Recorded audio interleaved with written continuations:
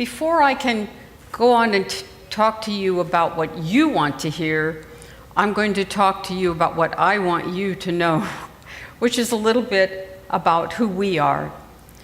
We were founded in 1981, as I said, and our mission essentially is to ensure access to primary through tertiary health care for poor rural populations.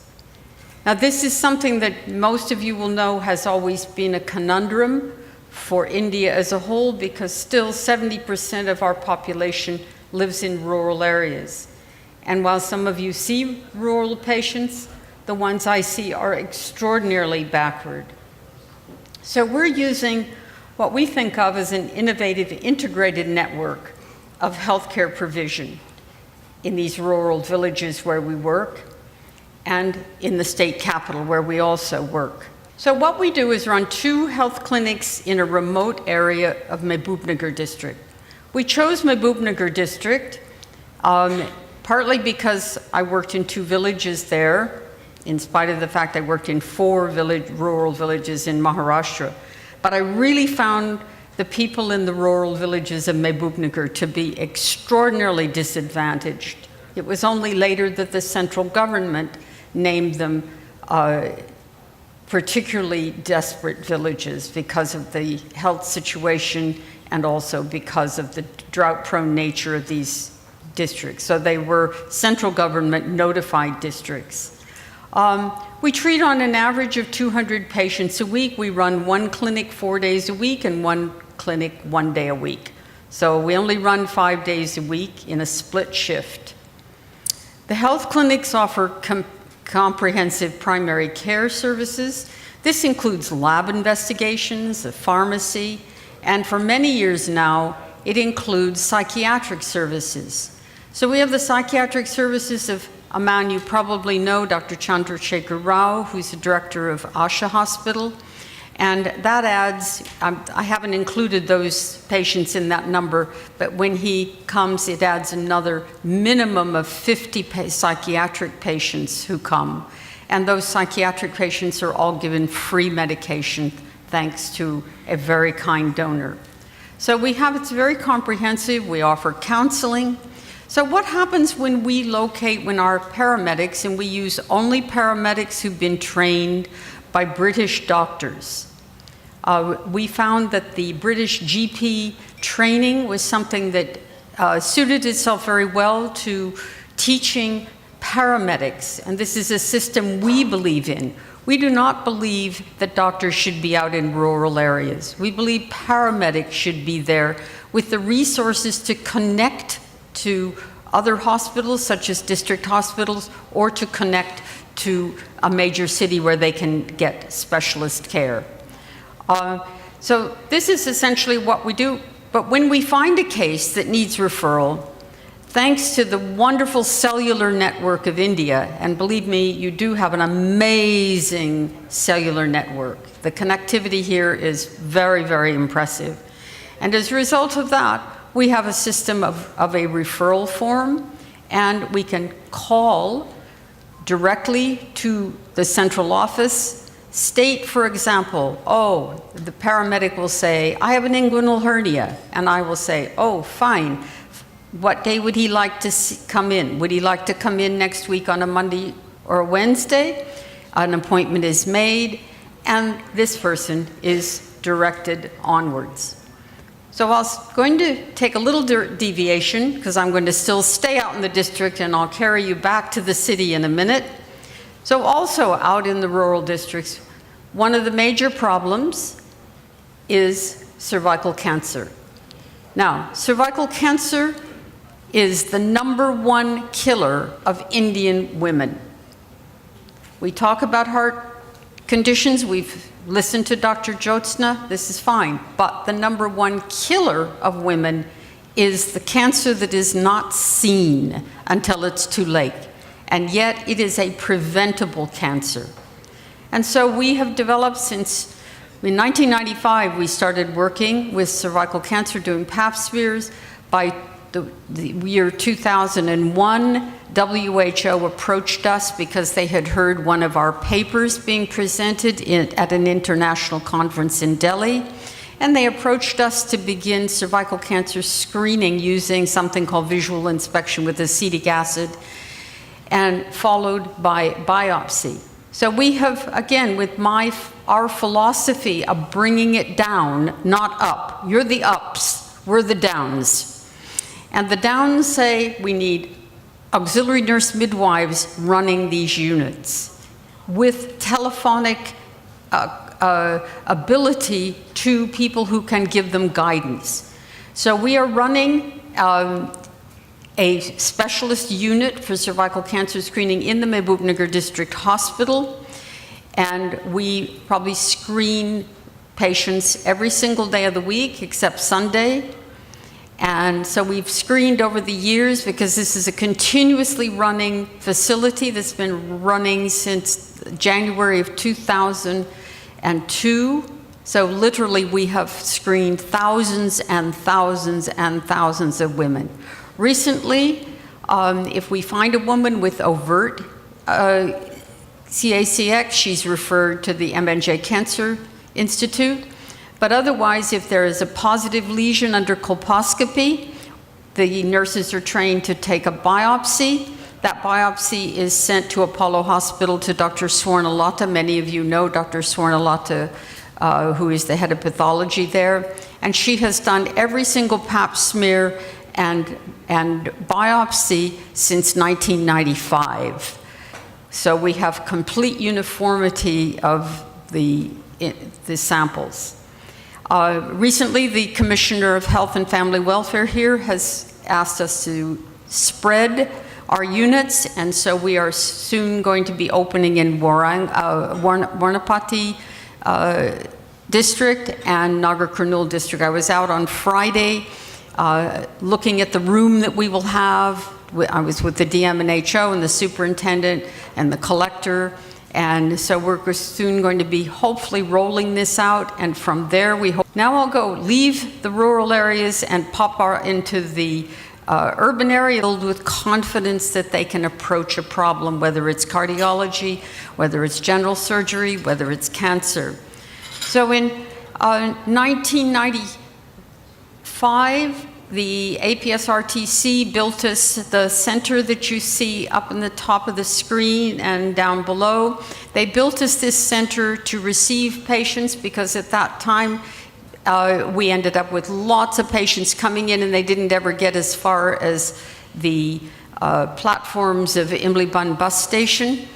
And so eventually this was given to us. It was opened in January of 1996. By the head of APSRTC, the vice chairman and manager, and Rachel Chatterjee, who was the health secretary. They built us this, and then the furnishing was all done by the British government, the British High Commission's program for NGOs to support NGOs with innovative ideas. So as you can see, it picks poor patients from the platforms, guides them to good hospitals, most often government hospitals. I am a great believer in the government system. I know it has their chinks in the armor of these hospitals. I think we're all aware of that. But we all have to remember that our best cardiologists have come through Osmania, have come through Gandhi, have come through government hospitals. They have not come through private hospitals. And we have to remember that where their training began and where they ended up with that spirit of learning. And so we do use corporate hospitals, though. We have 2 corporate hospitals that give us care. One of them totally free care right through surgery. Another corporate hospital that gives us outpatient care, radiology, and lab tests. So this is what we're doing. The patients find that they're logged in, because in the early days we would lose patients. They would come in and they would actually be lost. Police complaints would be made by relatives. I sent my patient in, he had a cardiac problem, I can't find them. So this is the center that make sure that they're logged in. We find them, we register them, and they don't get lost because they're put on buses. If they're particularly backward, they're put on buses, and the bus drivers are told where to let them off. So here we are, the patients then and now. Well, the first patients that we ended up seeing starting in the early 80s were shy and really genuinely frightened. Sometimes that fear made them aggressive, and it is fear, because they do not trust you. They are frightened that you might be trying to do something that shouldn't be done to them. They have no knowledge of their bodies. They were unable to follow directions. If you told them to take a tablet 3 times a day, sometimes they'd end up taking it twice a day. One of the first cases I had of a woman with cor pulmonale was given by a senior cardiologist, was given 11 different prescriptions, and yet she lived in a thatched hut, and her cor pulmonale was because she sat inside her thatched hut with no windows and smoked and cooked over an open fire. And yet she was given 11 different prescriptions. This is what was expected in those days. There was no reality check on what your patient was able to follow. And so prescriptions, it would be taken. The pharmacies could not be located. There were very few medical shops. The patients would end up with the drugs that you didn't want them to have, sometimes with disastrous consequences. But above all, they were distrustful. And as a result of that, our patient counselors, as you saw in the other case, we have counselors in these hospitals to receive the patient and to guide the patient and infuse confidence in the patient that the doctor that has been selected for them is a doctor who will help them and knows his profession. So that distrust, we hope, goes away because they actually feel exploited. Now, many of our patients today are exploited. They were not exploited in the old days. They are more exploited today because I'm afraid to say cardiology has become big business and big money. So let's look at the cardiology of then and the cardiology of now when you look at my perspective, which is as a non-medical person trying to help an extremely rural and poor and illiterate person. This is one of my early cardiology patients. Can't remember who operated on him, but this is the typical look, the worn look of the rural villager, the rather anxious look of the child. But what did we find when we brought these people in the old days? We brought them in and they couldn't cross streets. Many a time I would have a grown man, a grown person, he might be an agricultural laborer where he was full of confidence, and when he was crossing the street in Hyderabad, he would be clutching my arm and shaking and with just incredible anxiety. It was quite unnerving. They would come in without shoes, they would come in without shirts. I would be going home at night and asking my husband, can't you cough up a shirt? And he'd say, well, I don't have any good shirts left. And I say, well, I don't care, you can go buy another shirt. But I have this patient who's come in with no shirt at all. And he says he just doesn't own one. And I've already bought him chapels because I can see that he has burned his feet on our hot pavement. So this is how we started out. They were, as I said, frightened and shy. And so what did we find in the hospitals? Well, I can honestly say that we found wonderful, wonderful doctors. Many of you whom I've known since you were students, I'd like to point out Dr. Padmanabhan is one of them. Was up here this morning, and you see him as a mature, experienced leading light in cardiology. I can remember the first day he arrived as a DM student, wondering if he was going to make it. So we've seen a lot and seen a lot of the wonderful teaching that they received in places like NIMS. Big problems in early days. Benzathine penicillin, take it every 3 weeks. Yes, but where does a patient find it in a rural area? There were only medical shops. They would take their little pieces of paper or their books, run back to the rural areas, and they would not know, where do I get this? Who's going to inject it? And all of you who've done practical cardiology with chronic rheumatic heart disease patients know very well that benzathine penicillin is a lousy injection to give. It is not a comfortable injection, and you do need larger gauge needles. And this was our problem. People would come in from all over with prescriptions for benzathine penicillin and really not know how to get it and where to get it. In 1986, I brought my first cardiac case to NIMS, a large VSD with massive PAH. Dr. Somaraju wrote on the case note, and I still remember this: high risk, but operable. I thought to myself, that's it, that's all I need. Got it on the book. Now I have to go to the cardiac surgeon and get the cardiac surgeon to do this boy's surgery. That was the beginning of my education on how little we knew about cardiac surgery in 1986. And I don't think Dr. Somaraju would disagree with me. I hope not.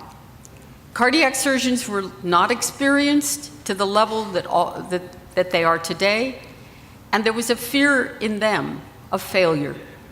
As a result of this, they were reluctant to take up high-risk cases. And I can remember as a much younger person sitting there saying, but it doesn't matter if he dies.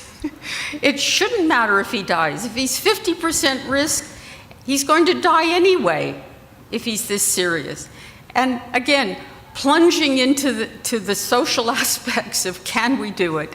And of course, in this particular case, it was done finally, and that boy is still alive today. He was an absolutely impoverished person. But the gas analyzer didn't work. There was no gas analyzer in NIMS when that boy was done. Every 4 hours, I took a bucket with ice and ran down to Medinova to get the gas, them to use their gas analyzer. Things were different. We couldn't go home. We were told, don't leave. And so for more than 24 hours, even beyond that, we stood outside ICCU, actually had to stand, and when we tried to lean over the railings, we were beaten with sticks by the guards saying, you can't sit down, you can't lean, you must stand here. That would not happen today.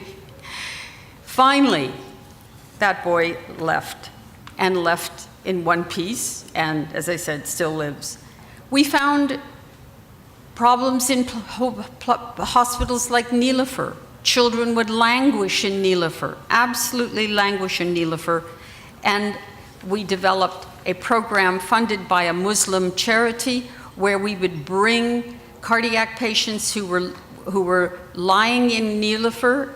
They cooperated with us. We had no echo, we had no cardiologist, and they would provide the ambulance. They would load all these little kids in with suspected cardiac problems, and they would be brought to NIMS, where each and every one of them was given a proper echo, and as they finished, they were counseled, given lunch, and sent back to Nilafur, where we began processing and trying to get CMRF for them. There was no Arogya in those days. So, what was cardiology like then and now? You've had a little taste of the social aspects, but many operations were just impossible to perform. And you have to think back to those days. LTGAs were impossible to tackle. How many times we sat with parents telling them there was nothing that could be done, counseling them, you must accept this. Someday it won't be like this, but now it is like this. The counseling was long, the counseling was hard, the counseling was essentially an imperative part of our work and a part of our working with the cardiologists.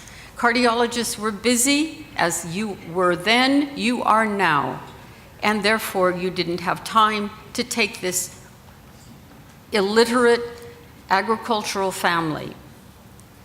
Again, today, LTGA has good results. Epstein's anomaly, not such good results today, but in those days, again, a child with Epstein's anomaly, counseled, sent back, reviewed, counseled again until death.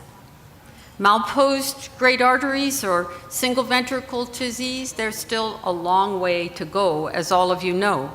But as you can see from today, or at least I have, you have many, many more tricks in the bag, and life is changing for many patients. Things are getting better. So, our patients used to call it cardiology chest surgery, because a lot of them didn't know what a heart was in those days. So they would call this open chest surgery, which we know today as open heart surgery. ASDs, VSDs, PDAs, all were open surgeries in those days. All of them caused, in many cases, morbidity, sometimes mortality. I can certainly remember standing in intensive care in a hospital looking at the only son of a pujari and saying, he doesn't look right, and the surgeon saying, no, he doesn't look right, and I saying, can't you do something? And the surgeon said, I can't. I don't know what to do. In the morning, that boy was dead, but the father, the pujari, was on my front door.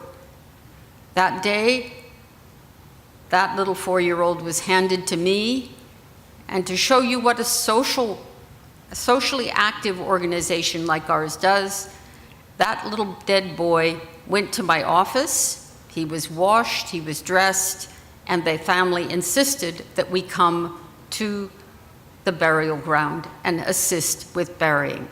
Many times during those days, one or the other of us carried a dead baby out of intensive care.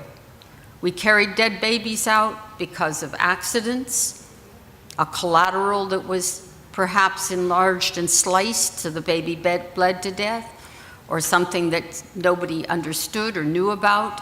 But whatever it was, we were handed a dead baby or watched a teenage child die. Again,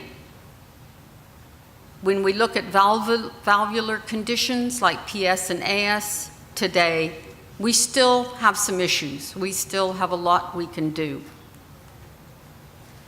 So, I've left this last part to talk about chronic rheumatic heart disease, something that we see less and less of in my view, and probably your view because you're professionals. That was the mainstay of the cases we brought. There wasn't a week that went by in our clinics that we didn't find at least 1 or 2 chronic rheumatic heart disease patients. Some of them were so far gone, they died. I can remember in our clinics one patient who was 20 years old, in her last day, caught a bus and came all the way to our little interior village clinic to die at the feet of our paramedic. And when he looked at her, she said, "You are the only person who have really cared for me."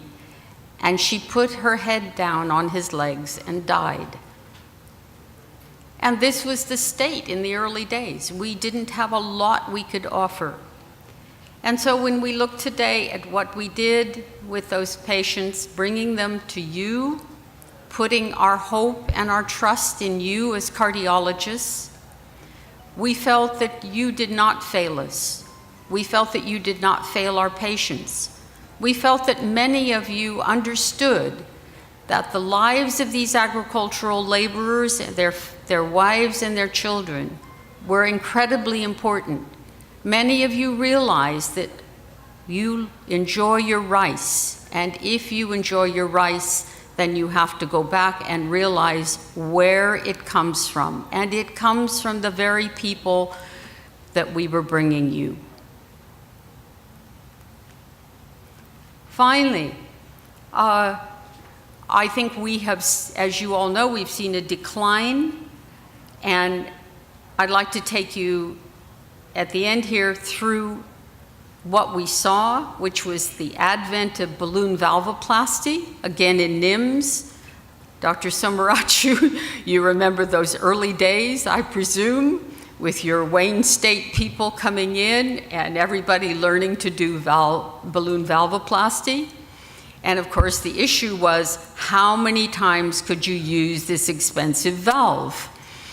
And of course, pretty soon we became very clued in, and we began to look at, okay, what's the size of this valve, and before and after. We became the layman for looking and seeing how effective that balloon had been, and trying to find out from the people who had actually done the balloon valvoplasty, was it number 3? Was it number 4? How far down was it? Because it was a question of cost. So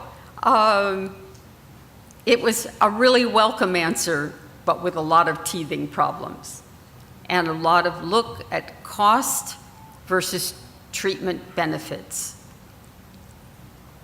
Finally, mitral valve repair. First, we could have no repair. Then we tentatively started repair, and I remember our first case back in the 90s, the first repair, and of course, she lived quite a while, but eventually died. Today, look where we are.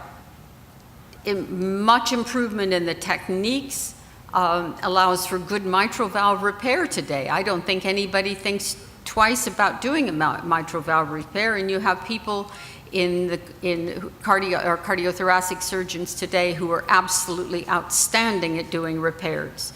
We used to worry terribly about mitral valve replacements because we knew that none of our patients could actually understand what getting an INR was.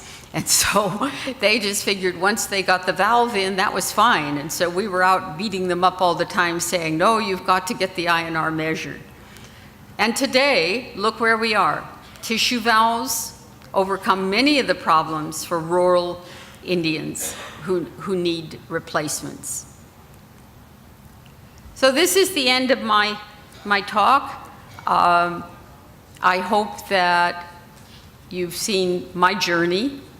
I've loved every bit of it. It's been my pleasure to meet so many of you. It's been my pleasure to work with so many of you in a rather unique way. Hasn't been exactly the doctor-patient relationship, but it's certainly been the doctor-patient relationship with I or one of my staff firmly wedged between the two of you saying, okay, what did you say? And then telling the patient. Because many of those patients did not understand what you were saying, and it was our job to understand what you were saying and to make sure your patients followed it, and your patients then became as well as they possibly could. So this is my journey. I hope I haven't bored you to tears, because I know it's not very scientific. If you want the scientific stuff, you'd have to go back and look at our publication list, because we do research and we do publish. But this is the other side that involves your field in particular. We've done some interesting cases, coronary cameral fistulas, and we've done other cases, many interesting cases, but also in other fields. 2 weeks ago, we had a retrocaval ureter, and that was a first. Didn't know what that was, but again, our job is, no matter what walks through our door in either of these clinics, it's up to us to be there to make sure they find the right doctor who's ethical. And in conclusion, I would say, please hold fast to your Hippocratic oath. I know there are great temptations for all of you. Cardiology today is not what it was long ago, and all of you need to remember, ethics is important. The eyes of the world are on you as a country and you as cardiologists. This is a country that for me has been like a flower. I have had the pleasure of watching this country open and blossom. But one must remember ethics, always. Thank you.